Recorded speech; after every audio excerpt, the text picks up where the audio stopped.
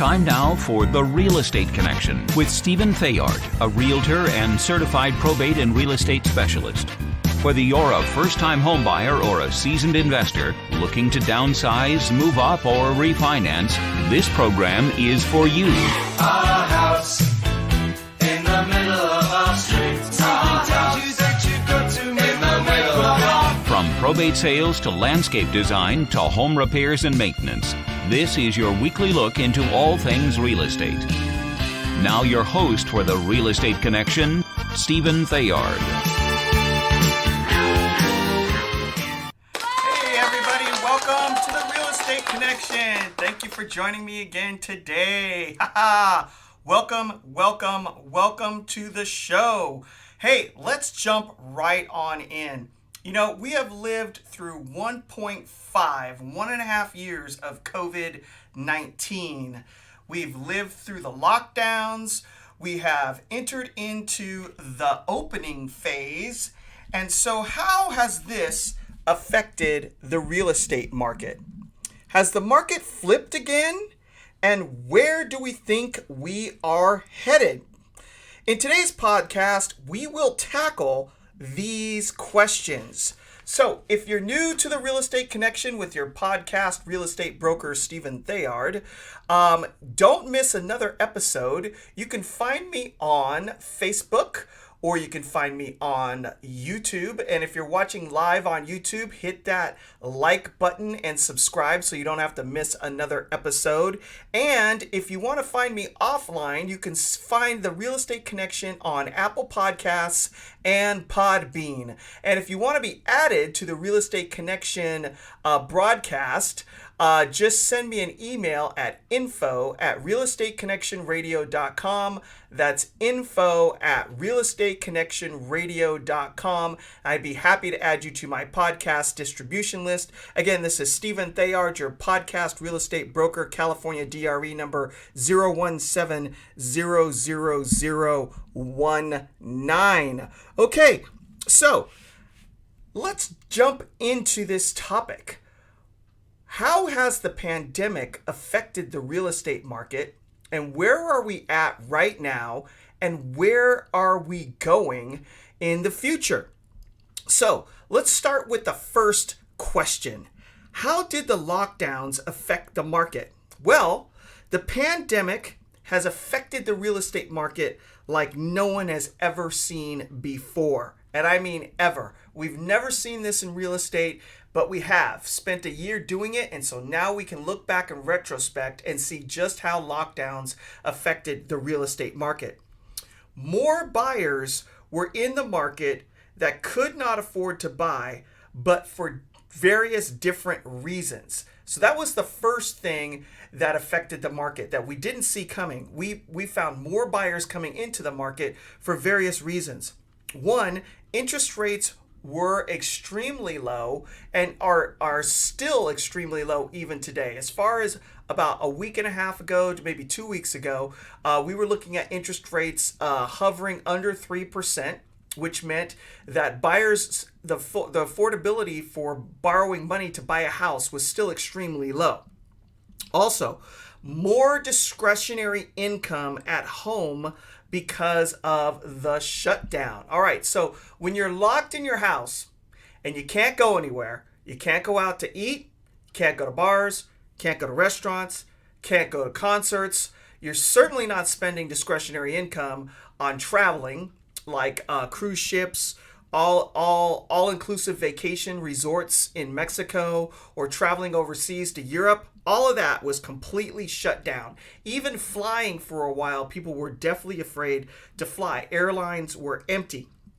So that caused money to stay at home.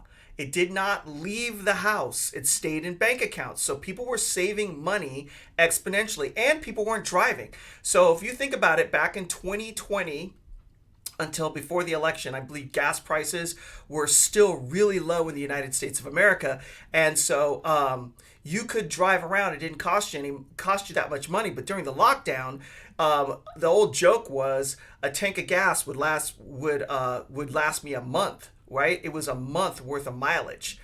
So because you weren't going anywhere, so money was not being spent on gas. Even traditional social events such as weddings, funerals, birthday parties, and national holiday celebrations such as the 4th of July, Independence Day, Labor Day, Memorial Day, even Christmas and Thanksgiving, people were staying put and you weren't traveling and moving around the country. So that kept a lot of cash at home and money started piling up, which meant people were saving for down payments a lot faster than they were before in the past. All right, so what else? The lockdowns caused people to seek more space for family. So if you can imagine if you were a family, a new family, a mother and a father with a single child, and you're living in a 2-bedroom, 2-bath condo, and then all of a sudden, all of your neighbors were home all day, every day, and all night. And instead of it being quiet during the day and then putting up with some noise in the evening when everyone returned home from work, you were dealing with this all day long and all night long. You had your kids at home, you were working from home, your spouse was at home, and everybody was stacked on top of each other. So what happened? People started looking for space. So the edges of the communities became a lot more popular. People were moving out from the city centers out to where there was more space. They had a front yard, a backyard, maybe an extra bedroom for either a classroom or for working from home. That kind of stuff was very popular. And then pools, having backyard entertainment, a place to hang out outside because the parks were closed down as well, in your own space became super, super popular. All right, so also commuting was no longer an issue, right? You could move 30, 40, 50, 60, 70, 100 miles away from where your job was located because you were working from home. All right. And so you were able to buy more house for less money and give yourself more space. Kids were attending school from home via Zoom as well, and parents were working from home for the most part, except for our essential workers who were still experiencing no lag in income. So if you add all of that together, plus low interest rates, more people could afford to purchase a home, which created more competition.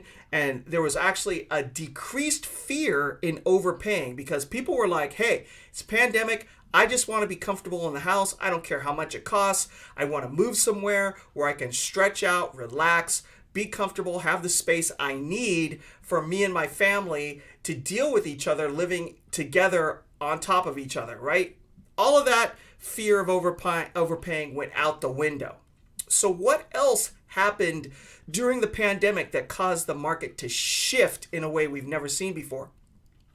Seasonality left the market. So normally, right, during the summer, people would travel. And so the market would slow down as buyers left the market to go on family vacations. Also, during holiday periods, people would leave and go visit family, and that would slow the market down as well as buyers went to visit folks across the country, family members in other states, either for Thanksgiving or Christmas, and even some people chose to go to Hawaii for the winter months or down to Florida for the winter months, but that all stopped due to the pandemic. So people were at home, low interest rates, more money in their pocket, and so what did they do? They bought houses, and the market did not slow down through the traditional slowdown periods, right? And so a lot of you who are out here listening or watching this podcast right now experience that, and you were either a buyer or a seller and took advantage of the market where there were multiple offers, you were having to overbid crazy to get a house. And this spread out not only in California, as this broadcast is coming out of California, Northern California, it also hit the entire nation. So inventory on the edges started to be gobbled up where normally there wasn't a lot of competition, and the housing prices and values went up, up, up, up, up. All right, so If you've experienced that, raise your hand. Give me a call, 408-472-0817. Again, 408-472-0817. Let's talk about it. How did that affect you in the marketplace? All right.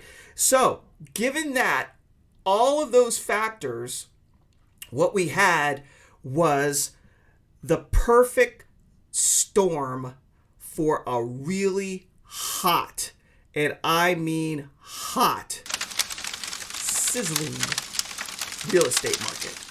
Prices went through the roof, and we still had low inventory rolling out of 2019. Because 2019, it kind of cooled off a little bit, but inventory was still really low because builders still have not caught up from the last downturn when the market crashed in 2005 and 2006. They pulled way back because they got really exposed during that time period. So we still had a lack of inventory. So with that, we had this perfect storm, and that's kind of where we settled out for the pandemic real estate market. We've never seen it before, but to our surprise, it created a really super hot real estate market, not only here in Northern California, but all over the United States. So the question is, where are we now, and has anything changed in the market as of today, July 22nd, 2021? And, oh, by the way, happy birthday! Happy birthday to my beautiful bride. It is her birthday today, so I'm going to give her a shout out as my virtual assistant calls her the First Lady. So happy birthday to my beautiful bride. July 22nd, it's your birthday, and I love you, and happy birthday, babe. All right, so where are we at? So right now, the economy has opened. It's opened in a lot of states, wide open. In California, it's opening up a great deal as well. So what does that mean as far as the real estate market is concerned? As the economy fully opens up, discretionary spending is increasing as far as people spending money. People are spending more money, and there are less funds available for real estate. So what do I mean by that exactly? Well, I'm going to tell you. People are going out to eat again. They're heading out to bars, restaurants, sporting events, concerts, weddings, birthday parties, national holidays. Independence Day, we were open for the first time. People were going out. I know locally, we've been seeing a lot of car shows, a lot more motorcycles on the road. And so people are taking that money that had been piling up in their bank accounts because they weren't allowed to go out and do anything, and they're spending it again. So with that, that's decreasing the buyers in the market because the down payments available to be put down on real estate are starting to shrink.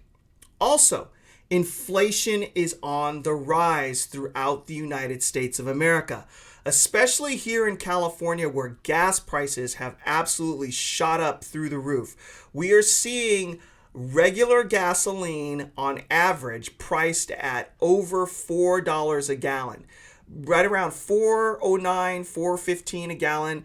And then the premium unleaded is going for around $4.35 to $4.50 at the expensive gas stations, and we're cruising on up to $5 a gallon. So inflation has hit the market as well, along with the cost of lumber has gone up. You've seen the memes, you've seen the jokes out there where, what could you buy, how much lumber could you buy in 2019 for $1,000 versus what you can buy now in 2021 for $1,000. So also with that is food. Food costs are going up as well as the cost of transporting goods across the United States rises with the price of gasoline. When it costs money to transport those goods, then the cost of those goods goes up because businesses are still going to take their profits. So they're going to pass that increased cost of delivery on to the consumer. So with that, that's pulling dollars out of the marketplace for buying homes as well.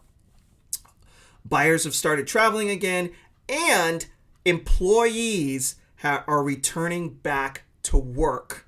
So businesses in Silicon Valley are actually competing as to which model they're going to grasp onto, whether it's going to be the remote work model that they were forced into during the lockdowns, or will they have employees return back to the workplace, and will it be a hybrid model or a full-on return back to work?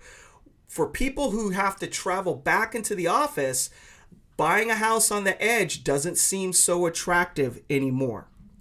So how could this affect the market on the edges? Well, I'll tell you, I'm already experiencing it right now. If you have a house that you've been thinking about selling and you're out on the edge, on the outskirts of the city centers, the market has already begun to slow down.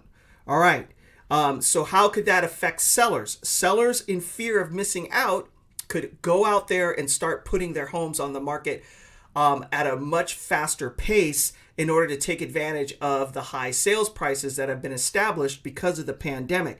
And with that, you're going to have more housing on the market, and this could cause a slowing of the upward pressure due to less buyers and more inventory. So if you're on the edges and you missed out and you're FOMOing about getting your house on the market, just beware that you're not the only one.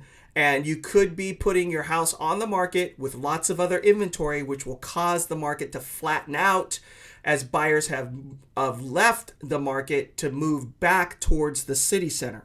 All right. So how is the slowdown affecting? How would a slowdown in the market on the edges affect the city centers? Well, it hasn't really affected the city centers yet, as days on market are still very low, especially in the San Jose area of Silicon Valley. We're looking at 5 to 7 days on market still, with multiple offers in nice neighborhoods with homes that are turnkey. And we're still seeing homes sell at a premium. However, with employees returning back to work, the city centers may actually become popular again. And this could lead to more price pressure in areas close to major corporations. So if you're in Silicon Valley and you were seeing this mass exodus out to the edges, the market could be flipping and people could be moving back to the city centers. So for those of you who are still really wanting to live out on the edge, right, this could be a benefit for you as the market slows down on the edges and there's less competition and you're able to get into the house that you've been looking for, that you've been fighting people over. There may be less of a fight, and that's a good thing. All right. But as far as in the city center, like in San Jose, San Mateo, San Francisco, as people are moving back towards where work is and restaurants are opening up and the city is becoming popular again, those prices can begin to go up as our inventory has not gone up there.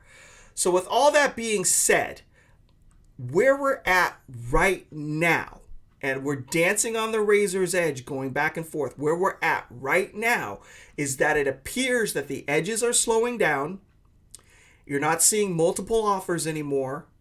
And the activity is slowed down on the edges, but on the city centers, activity still remains high and brisk, and it could start to even increase more as people are returning back to work and they want to live closer and have a shorter commute into the office.